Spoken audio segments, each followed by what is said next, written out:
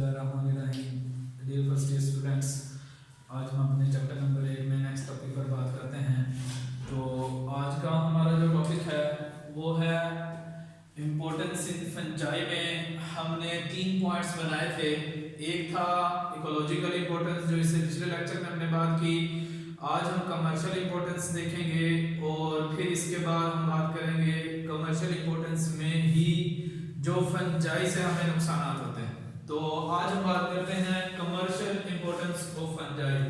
अगर हम देखें तो कमर्शियल पॉइंट ऑफ व्यू से फंजाई के कुछ गेन्स भी हैं और इसी तरह से कुछ लॉसेस भी हैं, यानी फंजाई से हमें कुछ फायदे भी मिलते हैं और ये नुकसान भी करते हैं क्योंकि ये डिकम्पोजर्स हैं, पैथोजेंस हैं। तो आज हम बात करते हैं कि कमर्शियल पॉइंट ऑफ व्यू से हमें क्या क्या बेनिफिट्स मिलते हैं।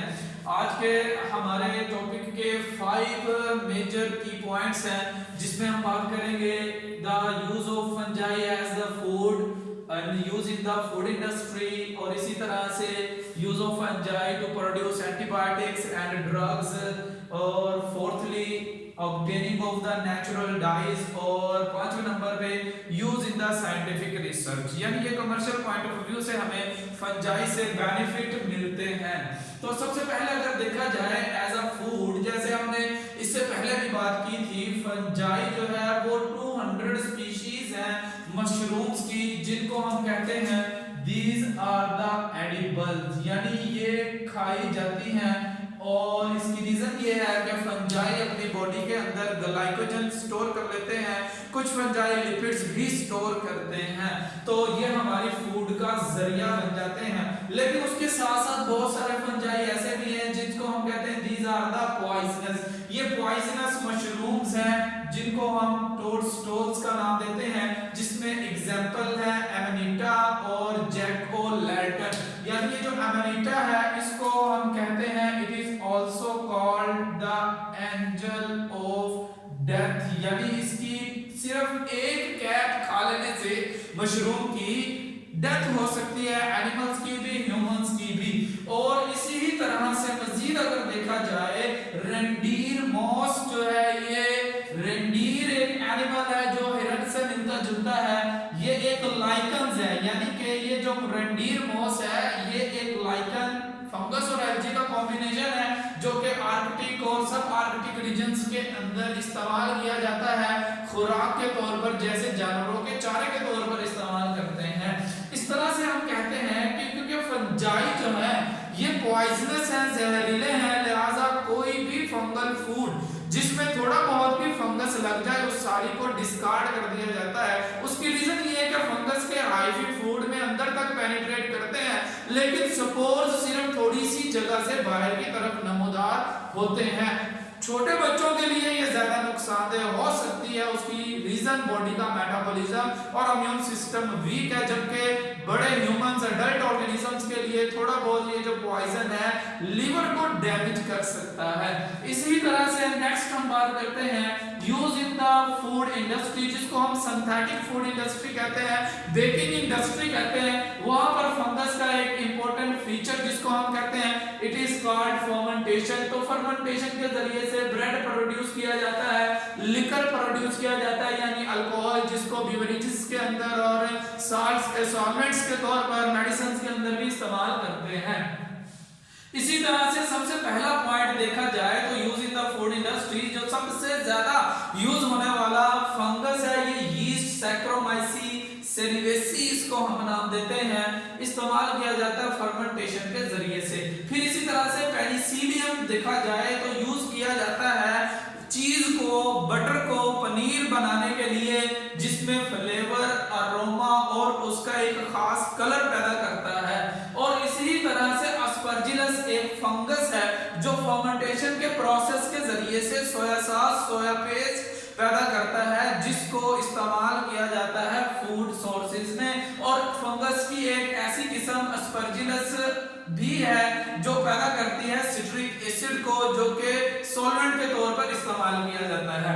इसी तरह से अगर हम बात करें तो एंटीबायोटिक्स और ड्रग्स, जैसे हमने इससे पहले बात की थी ड्यूटेरोमाइसिटीज के अंदर अलेक्जेंडर फ्लेमिंग वो साइंटिस्ट था जिस 1928 में सबसे पहले एंटीबायोटिक डिस्कवर की थी, जिसको हम कहते हैं it is from the Penicillium notatum. ये उस फंगस का साइंटिफिक नेम है, लिहाजा इस फंगस से हासिल होने वाले केमिकल को भी नाम दे दिया गया पेनिसिलिन, जो कि फीवर और सोर थ्रोट के अंदर जो है बुखार वगैरह के अंदर इस्तेमाल किया जाता है, इन्फेक्शन को दूर करता है। इसी तरह से एक फंगस से हासिल होने वाला केमिकल जिसको हम कहते हैं it is the lovastatin used for lowering the blood cholesterol.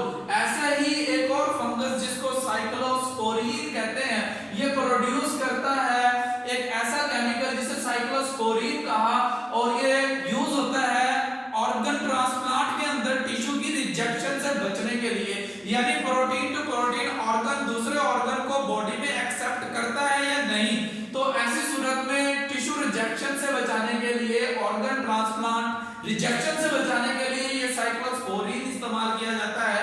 ऐसे ही अर्गोटिन एक फंगस, ये इस्तेमाल किया जाता है हेडेक और माइग्रेन को दूर करने के लिए, यानी अर्गोटिन एक ऐसा केमिकल है जो फंगस से ऑब्टेन हुआ, ये आधे सर के दर्द को, जिसको दर्द शकीका कहा जाता है, माइग्रेन कहा जाता है, उसमें इस्तेमाल किया जाता है। ऐसे ही ग्रेसियोफ्लेविन इनहिबिट करता है फंगस की ग्रोथ को।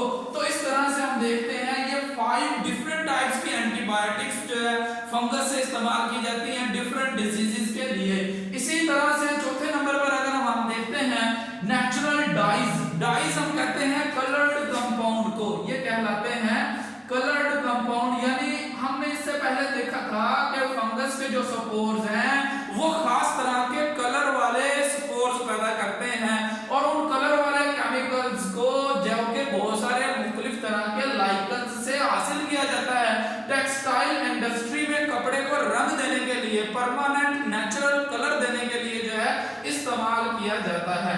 इसी तरह से use in the scientific research, yeast को सबसे ज्यादा इस्तेमाल किया गया है साइंटिफिक रिसर्च में, जिसमें जेनेटिक, मॉलिक्यूलर बायोलॉजी, बायोकेमिस्ट्री के तौर पर, सेल बायोलॉजी के तौर पर। उसकी रीजन ये है कि ये बड़ी तेजी से अपनी जनरेशंस को आगे बढ़ाते हैं। और हम देखते हैं कि सबसे पहले फर्स्ट आर्टिफिशियल क्रोमोसोम क्रिएट किया गया था यीस्ट के सेल में। हरगोबिंद खुराना और मार्शल फिलिप नेरिनबर्ग एक साइंटिस्ट थे जिन्होंने सबसे पहले, हरगोबिंद खुराना पाकिस्तान से ताल्लुक रखता है, सियालकोट से, उसने सबसे पहला आर्टिफिशियल क्रोमोसोम इस यीस्ट के सेल में पैदा किया। और इसी तरह से यीस्ट जो है यूज किया जाता है हार्मोन प्रोडक्शन के लिए भी।